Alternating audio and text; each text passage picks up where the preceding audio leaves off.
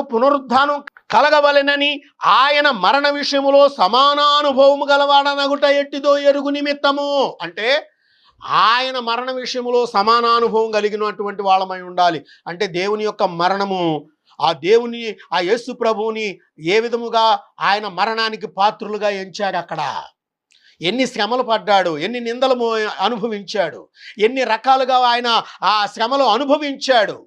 ముండ్ల కిరీటము చేతను, కొరడా దెబ్బలు చేతను, బల్లెపు పోట్ల చేతను, ఉమ్మివేయబడుట చేతను, గుద్దుట చేతను అనేక రకాలుగా ఆయనను హింసించిన ఆ హింసలు పాలయ్యాడు. మరి నువ్వు హింసింపబడుతున్నావా? నువ్వు ఆ విధముగా దేవుని యొక్క శ్రమలలో పాలివాడిగా ఉండగలుగుతున్నావా? సేవకుడిని అవగానే నాకు కారు వచ్చేయాలి, సేవకుడిని అవగానే నాకు బైక్ వచ్చేయాలి, సేవకుడిని అవగానే నా కోటు బూటు సూటు కావాలి, నా సేవకుడిని అవగానే మేడలు మిద్దెలు భోగాలు భాగ్యాలు కావాలి. ఎక్కడెక్కడికో పరిగెడుతున్నావు. అమెరికా అంటావు, ఇటలీ